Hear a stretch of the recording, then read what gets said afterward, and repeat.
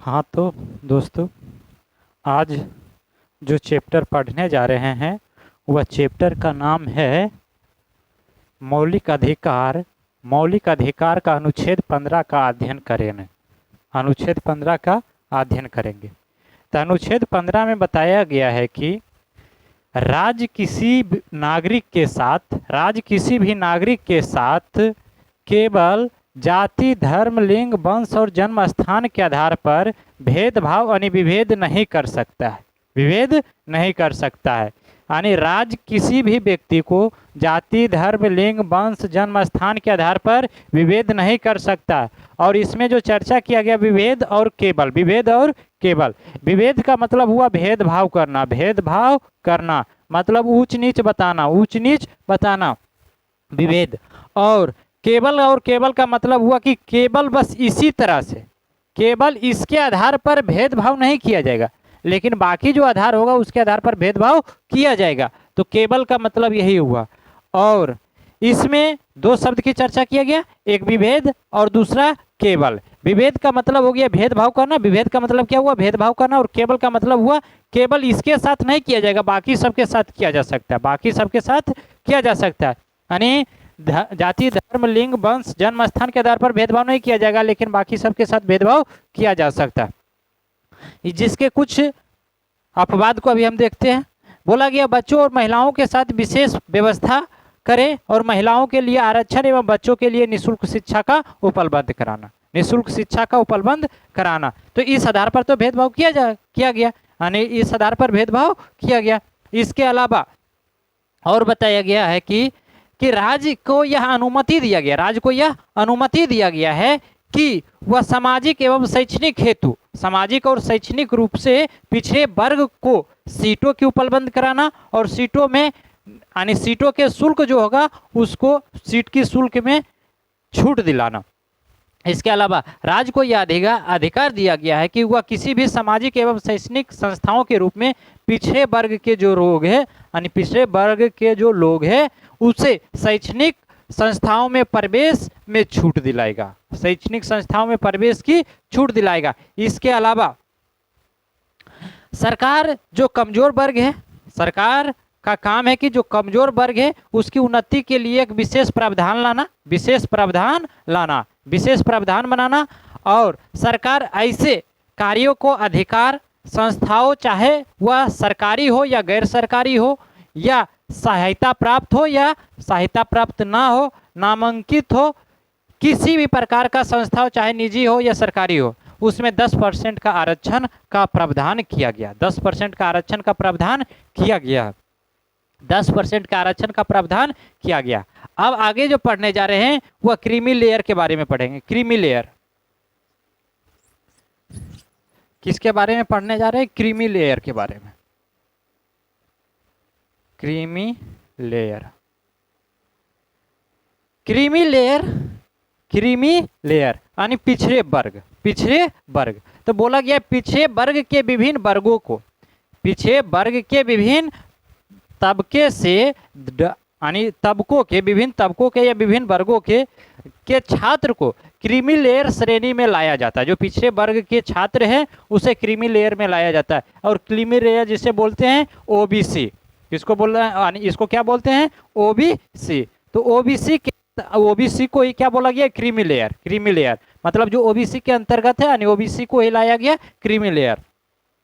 अब इसके अंतर्गत यानी क्रीमी लेयर में कौन नहीं आएंगे उसके चर्चा करते हैं। तो क्रीमी लेयर के अंतर्गत राष्ट्रपति हो गया, उपराष्ट्रपति हो गया, उच्चतम न्यायालय के न्यायाधीश हो या उच्च न्यायालय का न्यायाधीश हो, या संघ के लोक सेवा आयोग का अध्यक्ष हो, या राज्य सेवा यानी राज्य लोक सेवा आयोग का अध्यक्ष हो। इसके अलावा मुख्य निर्वाचन आयुक्त हो, नियंत्रक महालेखा परीक्षा की इत्यादि के सेवा में हो। तो सार्वजनिक रूप से यानी सार्वजनिक रूप से प्रत्येक यानी सार्वजनिक रूप से प्रतिकर्षित यानी कंपनियों, विश्वविद्यालय आदि की पदस्थ समकक्ष के अधिकारी एवं सेना में कर्नल या उससे ऊपर वाले अधिकारी, या डॉक्टर हो या अधिवक्ता हो या इंजीनियर हो या कलाकार हो या लेखक हो, सलाहकार हो, व्यापार हो, वाणिज्य, उद्योग के वर्ग की व्यक्ति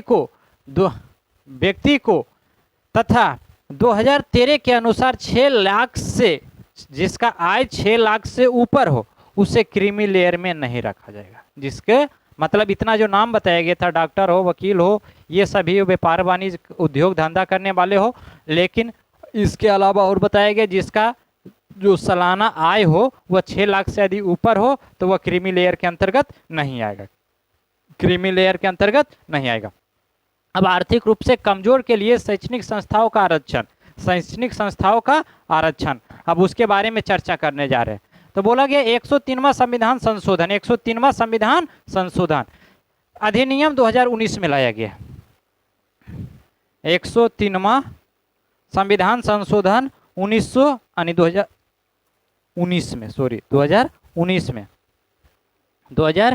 में लाया गया, 2019 में लाया गया। 103वां संविधान संशोधन कब लाया गया? 2019 में जोड़ा गया तथा इसके प्रभावकारी बनाने के लिए, तथा इसे प्रभावकारी रूप से बनाने के लिए केंद्र सरकार ने वर्ष 2019 में शैक्षणिक संस्थाओं के नामांकन के लिए अधिक रूप से कमजोर वर्गों के लिए 10% आरक्षण दिया गया। 10% आरक्षण दिया गया। कितना परसेंट आरक्षण दिया गया?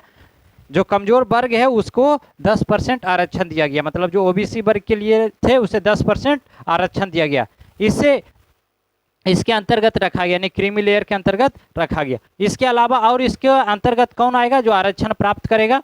तो बोला गया जिस व्यक्ति की पारिवारिक वार्षिक आय यदि 6 लाख रुपया से कम हो तो इसमें रखा जाएगा। इस चाहे वह स्रोत किसी रूप से हो, चाहे वह कमाई मतलब आय किसी भी रूप से, चाहे खेती हो या वेतन हो या व्यवसाय हो या व्यापार हो, किसी भी प्रकार से अगर जो 6 लाख से कम है तो वो ओबीसी के अंतर्गत यानी क्रीमी लेयर के अंतर्गत आएगा, उसे 10% के आरक्षण दिया जाएगा। व्यक्ति की परिवार में 5 एकड़ से कम भूमि हो, 5 एकड़ से कम भूमि हो, इसके अलावा 1000 वर्ग फीट से कम आवासीय फ्लैट हो, यानी 1000 वर्ग फीट से कम आवासीय फ्लैट हो तो उसे क्रीमी लेयर में रखा जाएगा। इसके अलावा नगर पालिका के अंतर्गत 100 गज से कम आवासीय फ्लैट हो, नगर पालिका के अंतर्गत अगर जो 100 गज से कम रहेगा तो वह ओबीसी के अंतर्गत रखा जाएगा। अधिसूचित क्षेत्र से बाहर 200 गज से कम आवासीय भूखंड हो। इसके अलावा अनुच्छेद 15 बोला गया धर्म, जाति, वंश, लिंग, जन्म स्थान के आधार पर भेदभाव करना निषेध है, भेदभाव करना निषेध है, यही बताया गया। आर्टिकल 15 में यही बताया गया कि इसके आधार पर भेदभाव करना, इसके आधार पर भेदभाव नहीं किया जाएगा, निषेध है। अब 15 का 1 में बताया गया है कि राज्य किसी नागरिक को धर्म, जाति, वंश, लिंग आदि के आधार पर भेदभाव नहीं करेगा। अनुच्छेद 15 का 1 में बताया गया है कि राज्य किसी भी नागरिक के साथ धर्म, जाति, लिंग, वंश, जन्म स्थान के आधार पर भेदभाव नहीं करेगा, भेदभाव नहीं किया जाएगा। और 15 का 2 का को में बताया गया कि चाहे दुकान हो या सार्वजनिक स्थान हो या होटल हो या किसी भी सार्वजनिक मनोरंजन स्थान हो तो वहाँ भी भेदभाव नहीं किया जाएगा, वहाँ भी भेदभाव नहीं किया जाएगा। इसके अलावा 15 के 2 का खो में बताया गया कि कोई भी स्थान हो, घाटी हो, सड़क हो, सार्वजनिक रिसर्च स्थान हो या रिसर्च स्थान हो का उपयोग पूर्ण रूप से या आंशिक रूप से राज्य निधि से बनाया जाता हो या आम जनता का से हो, लेकिन वहाँ पे भी भेदभाव नहीं किया जाएगा, वहाँ भी भेदभाव नहीं किया जाएगा। इसके अलावा 15 का 3 में बताया गया कि इस अनुच्छेद में कहा गया है कि कोई भी बात राज्य यानी इसमें कहा गया कि कोई भी बात राज्य की महिलाओं और बच्चों के लिए विशेष प्रावधान करने से नहीं रोकेगा।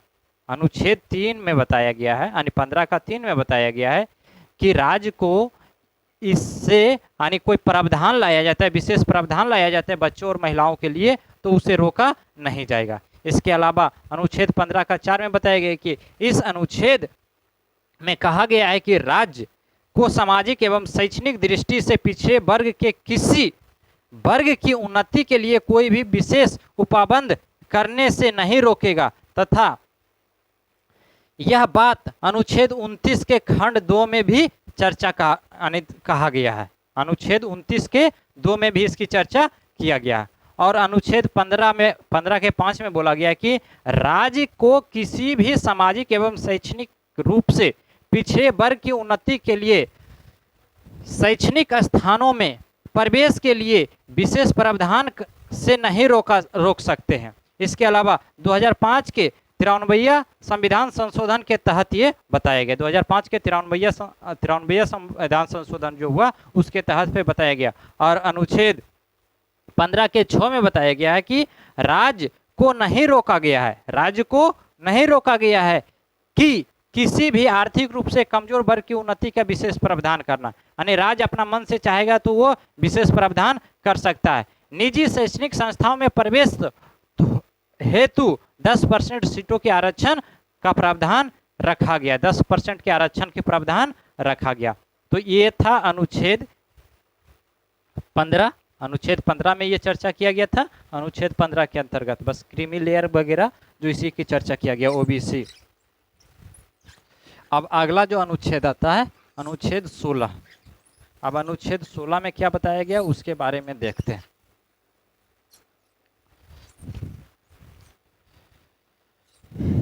अभी अनुच्छेद 16 ही है, यानी समता के अधिकार में ही रहेंगे, समता के आधार में, यानी समता का अधिकार के अंतर्गत ही आएगा।